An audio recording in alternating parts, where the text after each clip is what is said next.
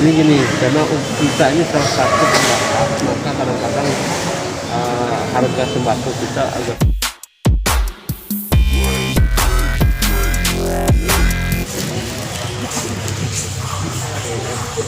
makanya Kemenarto tahu pintu sungai transportasi lancar berdasarkan meningkat harga. Bawang putih sama aja lah, gula kan gula masih tapi nanti kita kayak mau pasar di lain Ramadan naik bawang kacang-kacangan naik.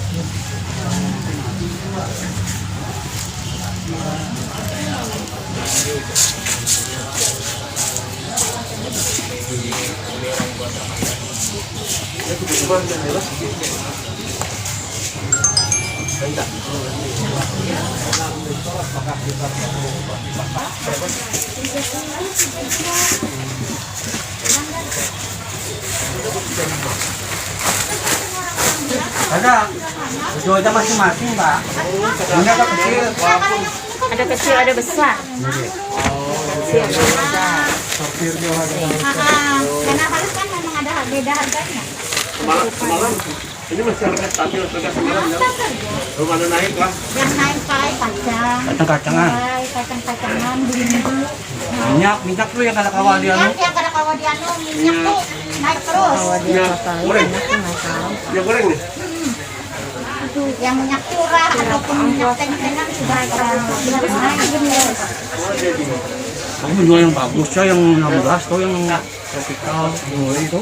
Susul kita lihat.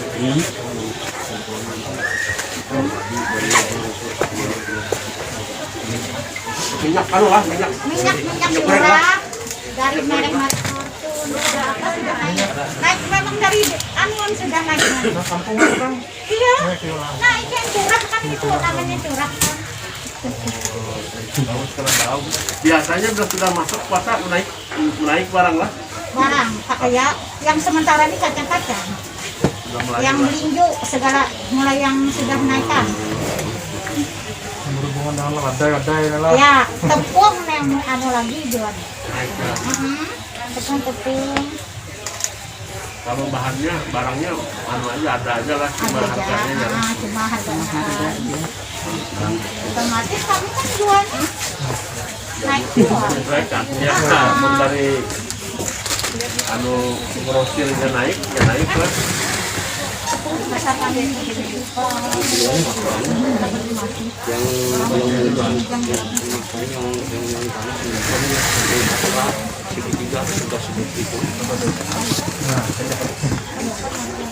Yang kilo timbangan, yang bungkusnya ada juga nih.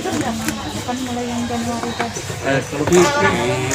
Kalau parkir, Kalau kan jual itu. Kalau apa-apa lah kalau banyak pakai anu parkir kan orang pakai kartu, sekarang dimintanya 50.000. Itu khusus. Orang belum khusus. sebulan. Sebulan. Jadi kalau mau keluar masuk terus Ada kakak, itu kan naik gitu, hitungannya naik. Walaupun asalnya 30.000. Jadi orang kenakan Tapi memang ada bawang ini kamu tadi pengaruhnya lebih tinggi. ada maksudnya membukakan Orang lima yang mau pick-up tuh. Aman bawang jauh sanggup. Lebih tinggi. naik lagi mulai dari awal anu tadi berapa persen mulai dari 185 jadi 250. Kalau jualnya 33, tawarkan 95. Paling 35 itu ampun tak tinggal. Harga bisa turun. Katanya harga mau Nanti yang itu. pas tadi pas setahun orang belum dianukan ke sauna ditiadakan lalu awal Januari ini harganya makan lagi Wes, sampai Banyak orang anu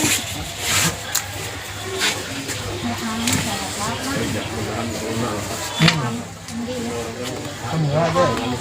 ya Semua aja, dan semua aja. Kalau orang melindukan semua aja ke pasar yang lain aja murah lah. Nah, ya. Assalamualaikum. Bisa Bu. Sama aja Bu, harga per lebih aja lah. dulu itu kan bisa bisa 16.000 derajat sekarang nggak boleh. Yang model-model tidak datang ke sini.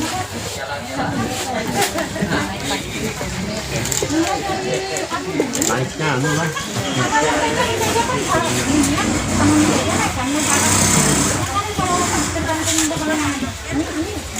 Ya boleh. Iya, makasih Pak.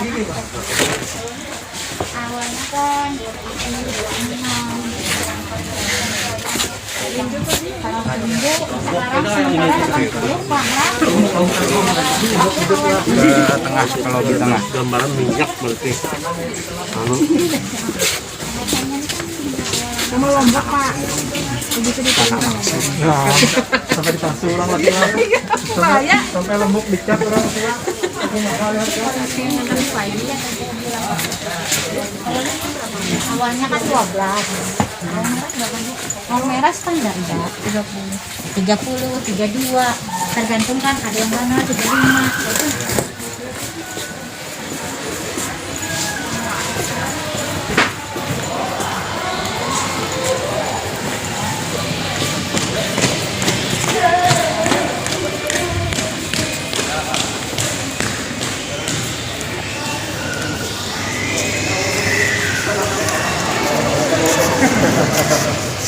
Lumayan tuh.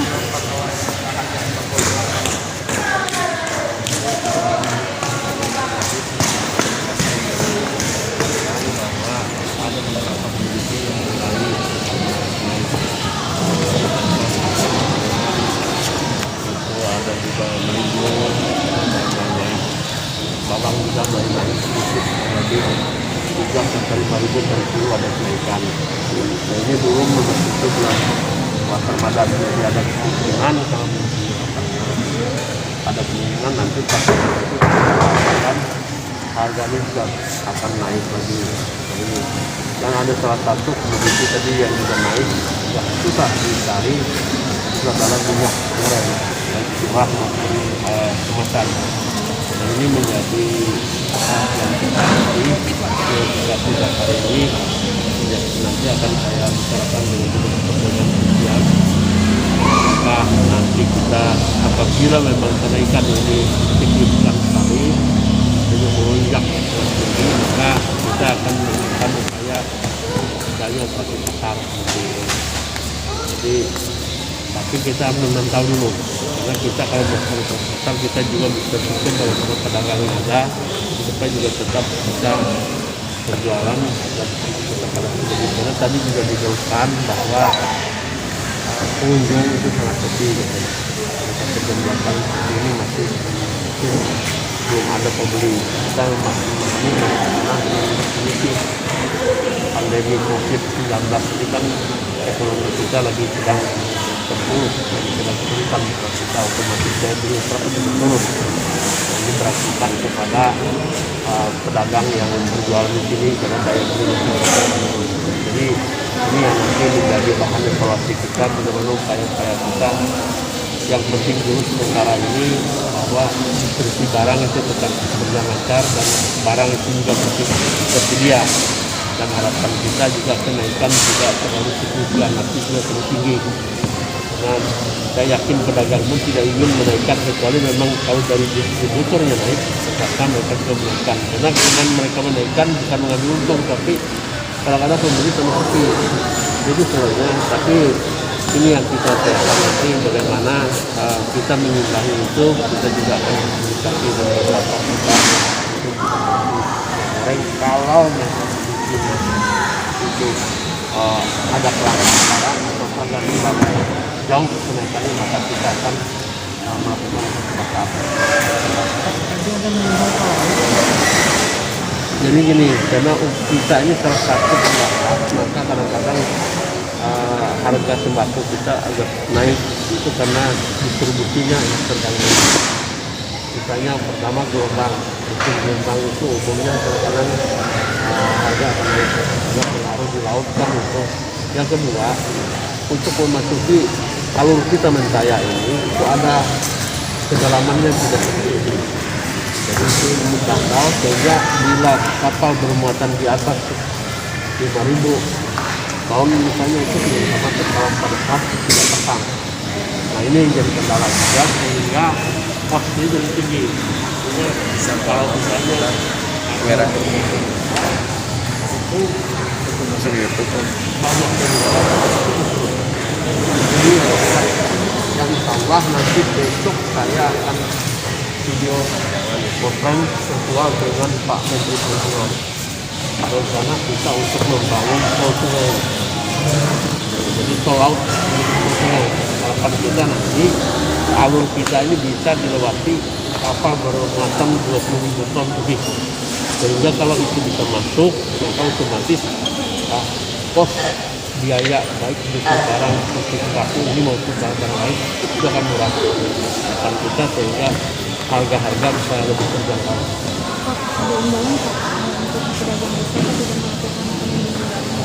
Ya kita berharap ini apalagi sekali lagi kesadaran dari semua pedagang yang besar, karena kebiasaan kalau menghadapi bulan Ramadan biasanya kan ada yang menumpuk barang. Nah ini sehingga nanti pada saat mendekati bulan Ramadan atau masuk bulan ini baru dikeluarkan. Nah, kita menghimbau mohon ini apalagi yang kata tadi daya beli masyarakat kita ini sedang turun di beberapa terjadi dari pandemi COVID-19 ini. Saya menghimbau dan kesadaran itu jangan menumpuk barang agar harga itu tetap stabil. Toh kalau memang kenaikan hanya sedikit karena memang pengaruh bulan Ramadan kita bisa memahami. Makanya saya juga minta kepada LPD terkait agar memonitor gudang-gudang itu jangan sampai ada penumpukan. Nah kita mungkin perlu apakah raja ataupun sudah dimonitor dulu perkembangan, jangan sampai ada distributor atau pedagang besar yang menumpuk barang sehingga nanti dikeluarkan pada saat nanti mendekati puasa. Tadi saya tanyakan apakah itu distribusi lancar, masih lancar. Nah, cuma kalau dinaikkan dari awal otomatis pedagang menyesuaikan. Bukan pedagang yang diterima dan ada sanksi, itu ada ketentuan kalau dia menimbun, paling sanksi nanti perusahaannya bisa dicabut izinnya, dan perusahaannya bisa ditutup. Makanya kita berharap jangan mengambil kesempatan, apalagi sekali lagi saat ini masyarakat kita sedang kesulitan. Jadi daya beli masyarakat juga sudah turun, pasar kita sudah positif bisa turun. Karena memang masyarakat kita sedang daya beli sedang turun sekali. Pengaruh usaha-usaha yang tidak berjalan maksimal perlu kita terhambat. Jadi mohon dalam pihak sekali lagi saya juga kita terkait monitor gudang-gudang atau pedagang-pedagang grosir yang besar jangan sampai menumpuk barang sehingga mengambil kesempatan pada saat Nah pasar Ramadan saat ini saya kemarin minta kepada wakil bupati dengan Ibrahim untuk mengkaji dulu. Kalau memang toh tetap kita adakan pasar Ramadan harus untuk menerapkan protokol kesehatan. Yang itu sudah dikaji dulu. Kalau memang tidak memungkinkan karena saat ini tidak ada pasar Ramadan pun kan kita sudah zaman IT, zaman lagi bisa menawarkan lewat media sosial, online misalnya, bisa diantar segala macam. Jadi karena kalau memang kita buka pasar Ramadan akan membuat kluster baru ya jangan.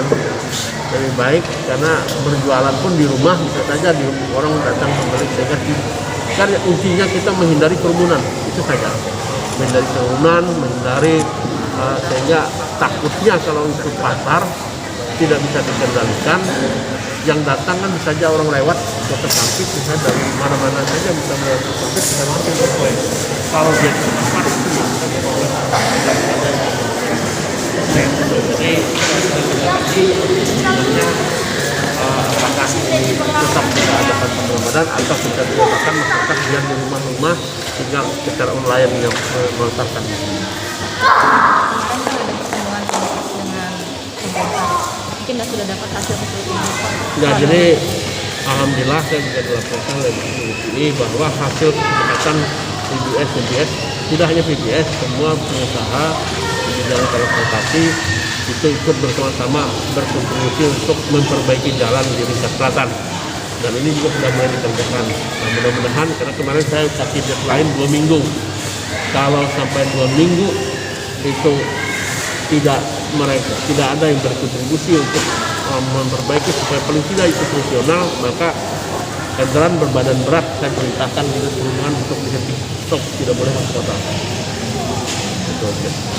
Supaya biar melewati lintas selatan. Makanya supaya penyelesaian lewat lebih mudah dan berharap kontribusi dari semua pihak sama dunia usaha supaya betul-betul bersama-sama bersinergi, bergotong royong dengan pemerintah daerah dan punya provinsi untuk paling tidak tetap fungsional jalan itu, dan mereka pun hasilnya sudah bekerja bersama-sama. Pak, pasti yang pasti penegasannya untuk 2 minggu setelah ini tidak ada yang boleh masuk dalam kota lagi, Pak ya? Kendaraan besar. Begini, maksud kita 2 minggu mereka sudah memperbaiki sama-sama. Nah, sehingga otomatis bila di sana sudah diperbaiki kan tidak masuk ke kota. Kalau ada masuk ke kota karena memang harus ada yang diantar ke kota. Tapi kita tidak masalah karena mayoritas lewat sana. Tapi kalau di sana tidak bisa lewati, otomatis akhirnya ke kota. Itu yang saya bilang, kalau di sana tidak bisa sampai 2 minggu dari kemarin kita yang menentukan itu, maka sekarang sudah mantap. Supaya dengan data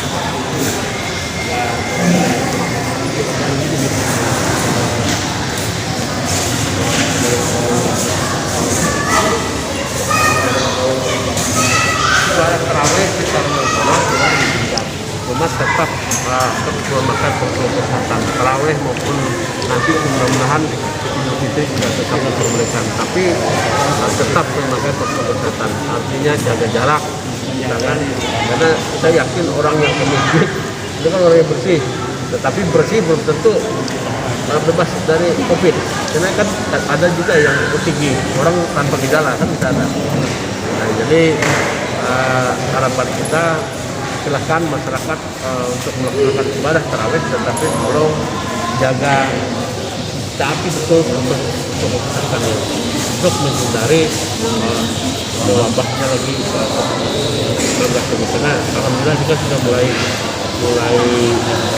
stabil, mudah-mudahan melandai. Kita berharap dengan hikmah puasa ini akan berkurang atau tidak, kan dan besar pula.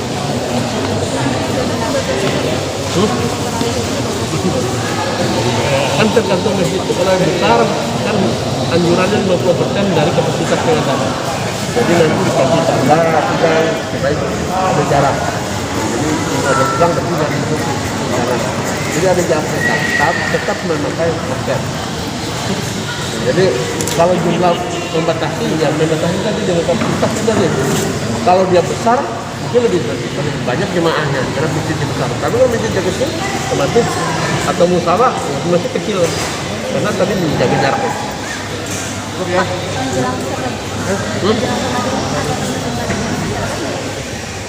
Kan sudah ada kemarin kita dan nanti ada. Cuma kemarin makanya saya katakan tadi, saya sudah minta kepada teruskan ke Bupati informasi dulu dan jangan bocor. Ya, kemarin Raja Miras ternyata sudah tutup semua. Saya nggak tahu siapa yang bocorin.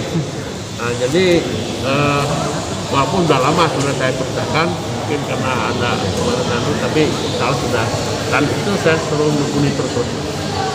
Nanti ada Raja Pekat, Raja Miras tetap tidak apalagi menghadapi kondisi Ramadan. Ya.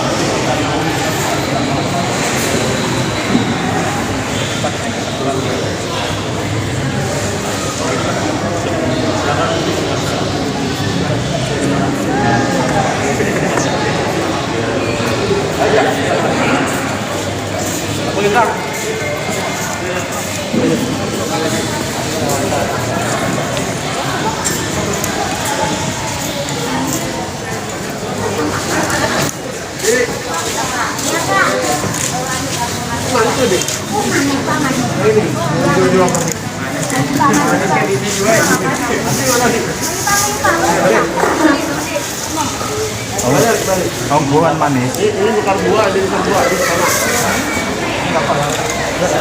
Ini 152.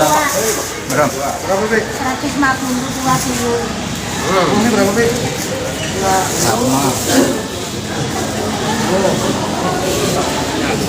Sambungnya enggak, Pak?